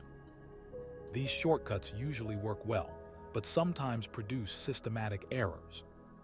Prospect theory, developed by Daniel Kahneman and Amos Tversky, describes how people actually make decisions under risk, contrasting with expected utility theory's predictions. People evaluate outcomes relative to reference points rather than absolute levels. Are loss-averse, with losses hurting more than equivalent gains feel good, and make inconsistent choices depending on how options are framed.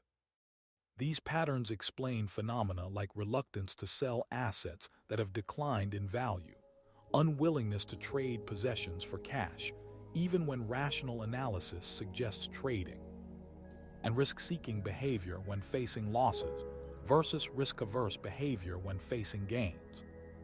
Present bias causes people to heavily discount future consequences relative to immediate gratification, leading to procrastination and self-control problems. People intend to save for retirement, exercise regularly, and eat healthily, but when decision time arrives, immediate temptations override long-term intentions. This time-inconsistent behavior contradicts standard exponential discounting models, but is widespread in reality. Commitment devices help overcome present bias by constraining future choices. Automatic enrollment in retirement savings plans increases participation because inertia makes people stay enrolled rather than actively opting in.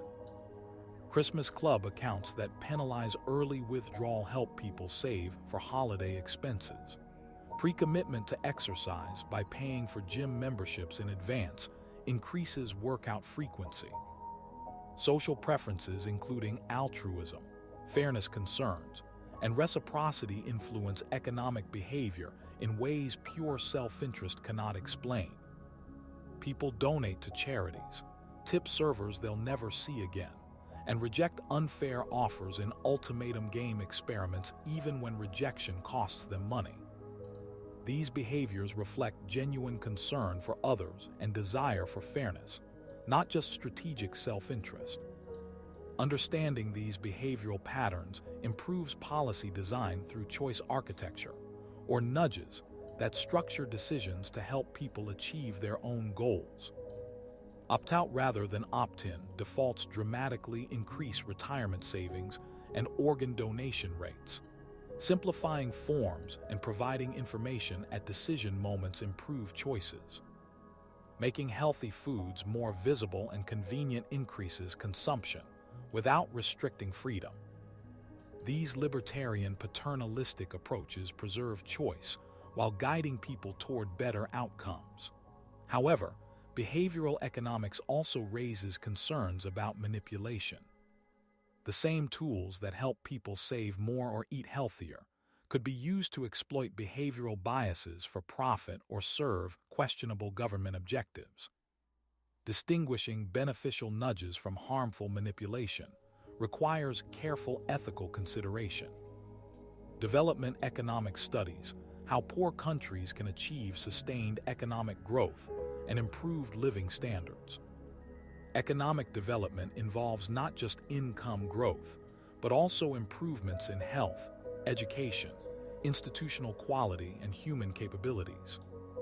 Extreme poverty, defined by the World Bank as living on less than approximately $2 per day, adjusted for purchasing power, has declined dramatically over recent decades, particularly in Asia, where hundreds of millions escaped poverty through economic growth.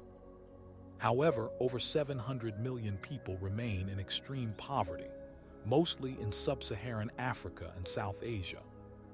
And even those who have escaped extreme poverty often remain vulnerable to falling back into it from health shocks, natural disasters, or economic downturns. Why are some countries rich while others remain poor? This fundamental development question has occupied economists for decades. Geographic factors including climate, disease environment, and natural resources affect development prospects.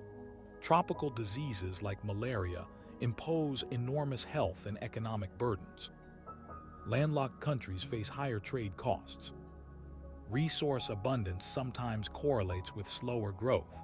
The resource curse, possibly because resource wealth fuels corruption, reduces institutional quality and enables authoritarian governments to maintain power without building productive economies.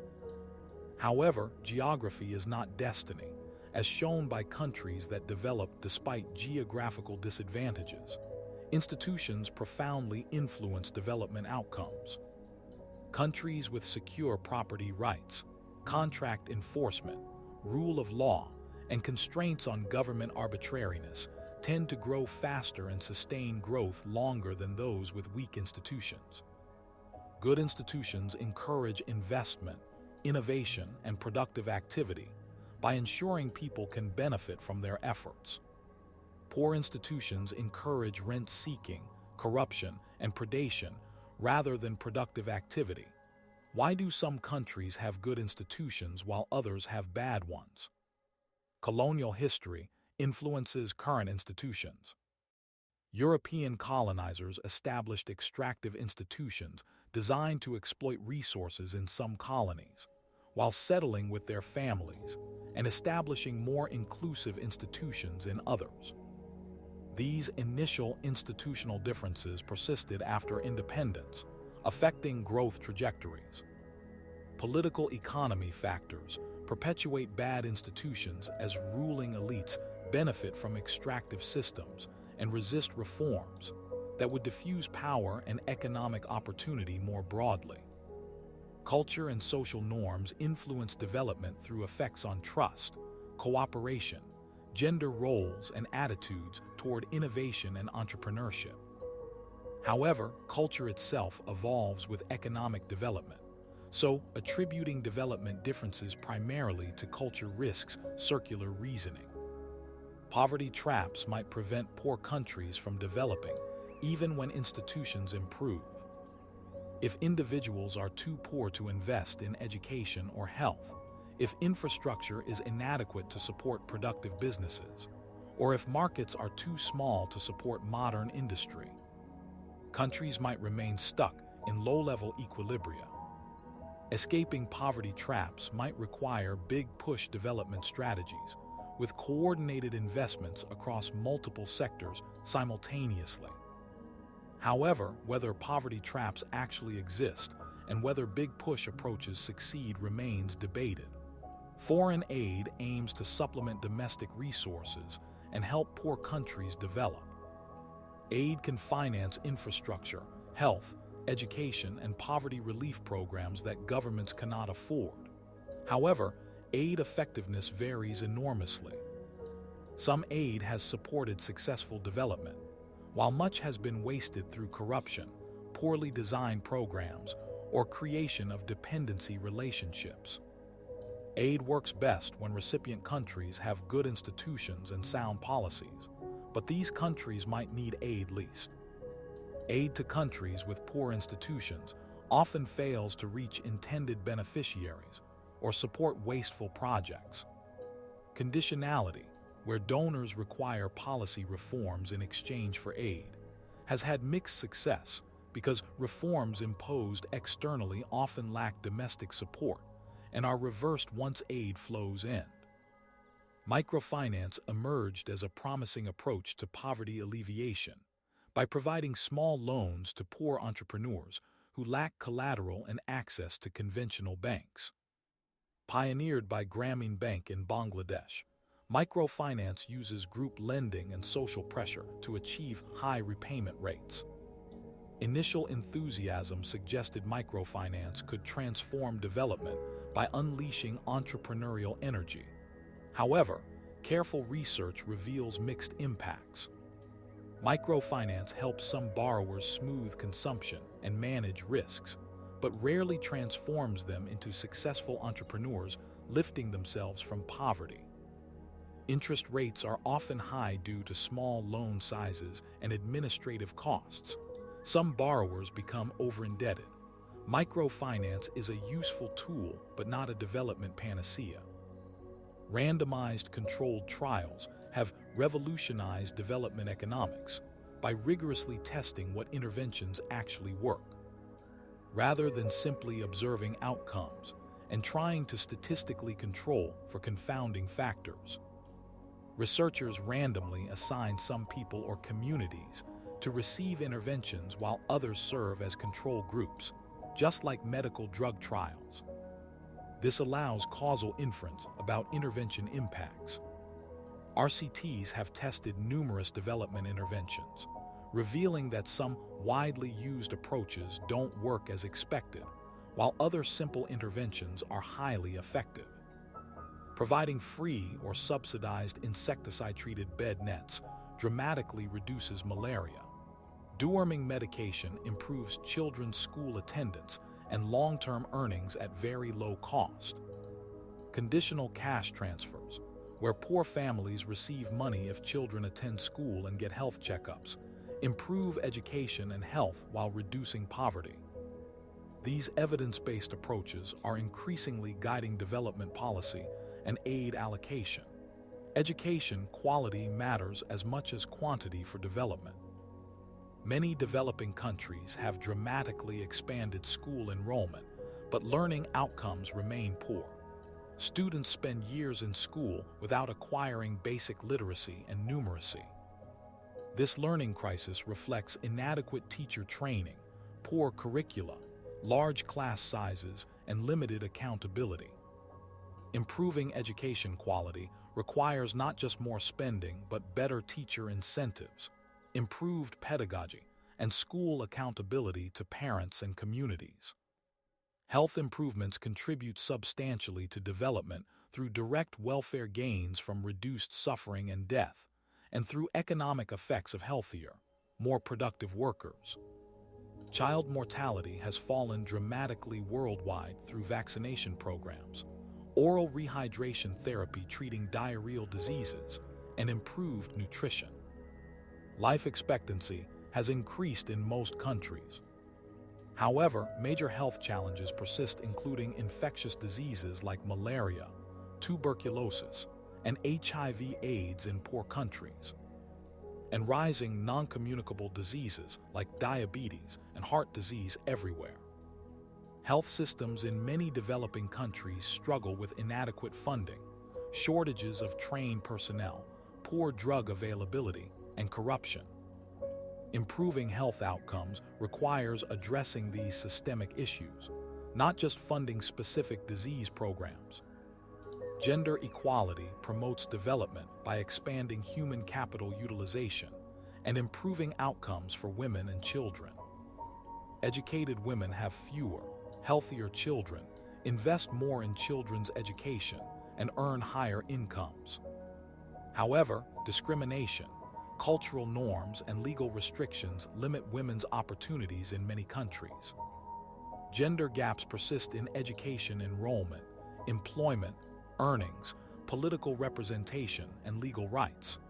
Closing these gaps would boost economic growth while advancing justice. Urbanization accompanies development as people move from rural agriculture to urban manufacturing and services. Cities enable specialization, knowledge spillovers, and productivity gains through agglomeration economies. However, rapid urbanization in developing countries often produces sprawling slums lacking basic services like clean water, sanitation, and electricity. Managing urbanization to harness its benefits while avoiding slum proliferation requires infrastructure investment, land use planning, and service provision. Migration from poor to rich countries represents another development dimension. Migration dramatically improves migrants' living standards while they send remittances supporting families back home. Remittances exceed official development aid and constitute major income sources in many poor countries. However, migration also creates brain drain as educated workers leave, depriving home countries of skills and tax revenue. Rich countries increasingly restrict immigration despite potential gains, reflecting political opposition from workers fearing competition and cultural concerns. Economic history provides perspective on long-run development patterns and how today's rich countries became wealthy. The Industrial Revolution, beginning in late 18th century Britain, initiated sustained economic growth, unprecedented in human history. For millennia, living standards stagnated around subsistence for most people despite some technological progress. Population growth absorbed productivity gains, preventing sustained per capita income growth in the Malthusian world. The Industrial Revolution broke this pattern through innovations in textile production, steam power, iron and steel manufacturing, and railroads. These innovations increased productivity far faster than population growth, enabling sustained income gains. Why did the Industrial Revolution begin in Britain specifically? Explanations emphasize Britain's institutional advantages, including property rights, limited government, patent protection encouraging innovation, and developed financial markets mobilizing capital. Britain's Atlantic trade provided markets and raw materials. Coal deposits supplied energy. Culture valuing commerce and innovation supported entrepreneurship. These factors combined, enabling Britain to industrialize first, though other countries soon followed. Industrialization spread to Western Europe and North America during the 19th century. Germany developed rapidly through education investment, catching up to and surpassing Britain in some industries by 1900. The United States industrialized through combination of abundant natural resources, large internal market, immigration supplying labor, and innovative business practices. Japan became the first non-Western country to industrialize after the Meiji Restoration, deliberately importing Western technology and institutions. The 20th century saw dramatic economic divergence. Western countries and Japan grew rich through continued technological progress, capital accumulation, and productivity gains. The Soviet Union industrialized rapidly, but ultimately failed economically due to central planning inefficiencies. Many former colonies achieved independence but struggled economically due to poor institutions, political instability, and unfavorable initial conditions. East Asian tigers achieved rapid growth from the 1960s through combination of export-oriented policies, education investment, high savings rates, and pragmatic government intervention.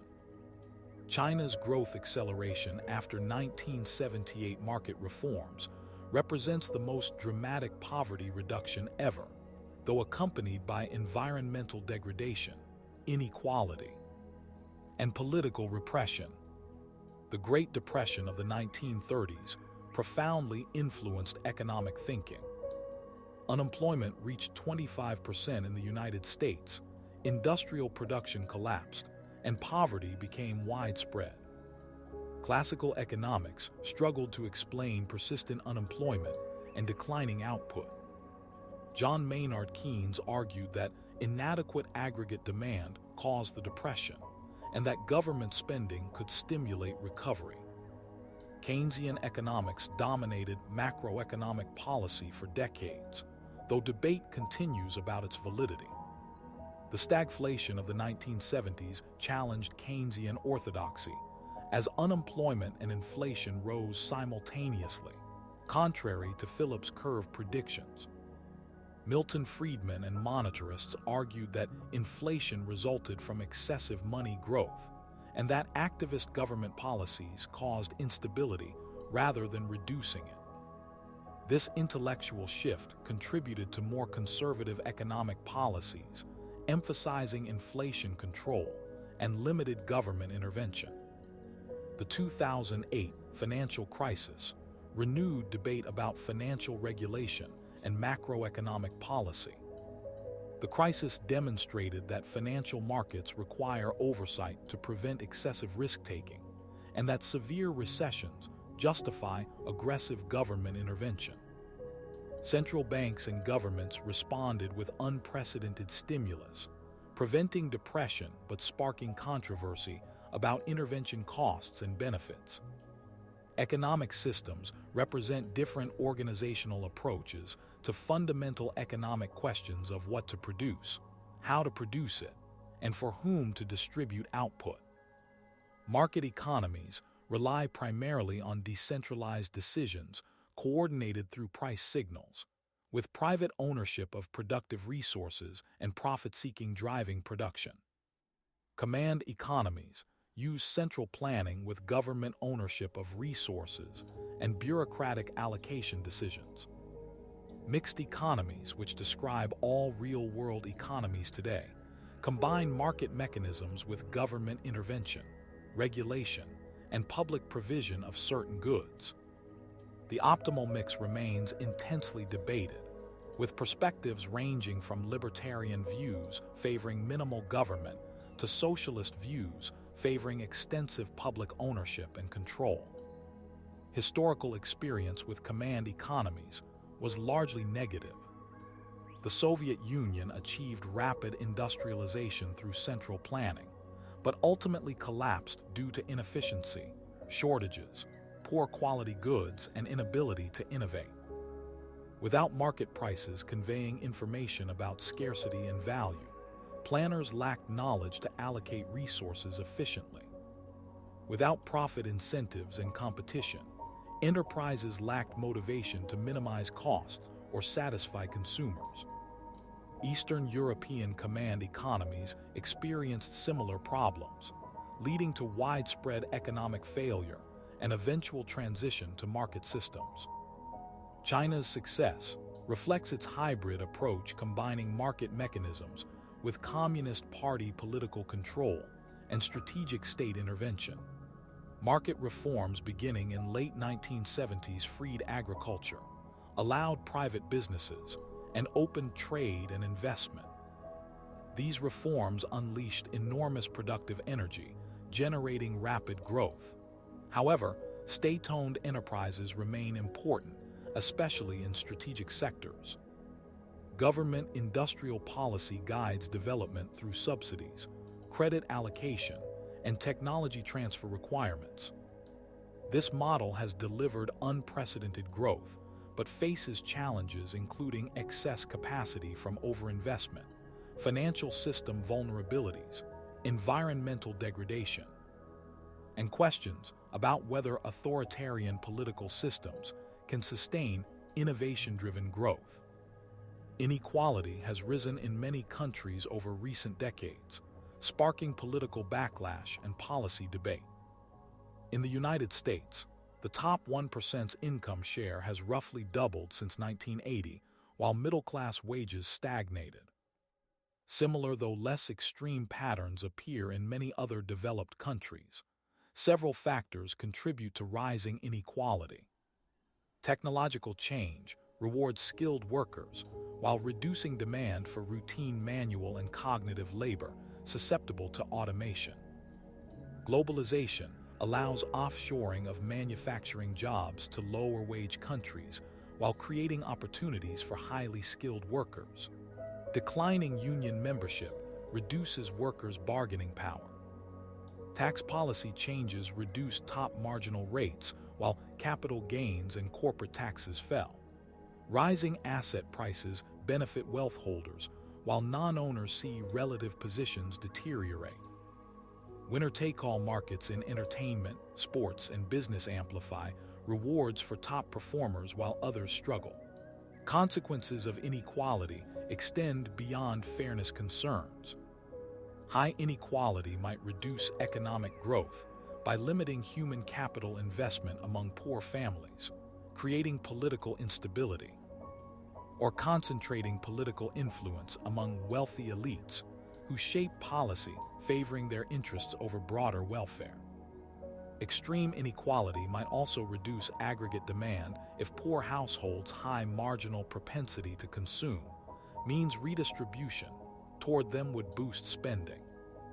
However, others argue inequality reflects legitimate rewards for skill and effort, and that redistribution reduces work incentives and entrepreneurship. Policy responses to inequality include progressive taxation, where tax rates rise with income, strengthening social safety nets and public services, investing in education to broaden opportunity, raising minimum wages, and strengthening workers' collective bargaining power. However, political feasibility of such measures varies across countries depending on political institutions, cultural attitudes, and organized interests. Automation and artificial intelligence raise profound economic questions about the future of work. Optimists argue that technology has always displaced some jobs while creating others, ultimately raising living standards despite temporary disruption. Pessimists worry that artificial intelligence and robotics might eliminate jobs across skill levels faster than new ones emerge, potentially creating technological unemployment. Historical evidence supports the optimistic view that technological progress increases overall employment and wages despite eliminating specific occupations.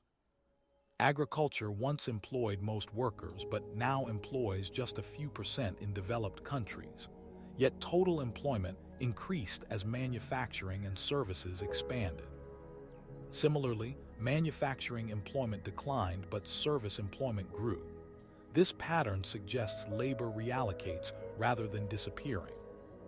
However, current technological change might differ because artificial intelligence potentially substitutes for cognitive labor across skill levels, not just routine tasks. If machines can perform not just manual labor, but also analysis, diagnosis, and decision-making, fewer employment options might remain. Universal basic income has been proposed as a response to potential technological unemployment and as a simplification of existing welfare programs. UBI would provide all citizens regular unconditional cash payments, sufficient for basic needs. Supporters argue this would eliminate poverty, simplify bureaucracy, provide security enabling risk-taking and creativity, and cushion technological transitions. Critics worry about work disincentive effects, fiscal costs, and political sustainability. Limited experiments with UBI-like programs have shown mixed results, with some evidence of reduced work hours, but also improved health, education, and entrepreneurship. Whether UBI represents a viable policy response to future labor market challenges remains hotly debated. Economic globalization describes increasing integration of national economies through trade, investment, and financial flows. Post-World War II institutions including the World Bank, International Monetary Fund, and General Agreement on Tariffs and Trade promoted integration. Trade liberalization reduced tariffs and quotas.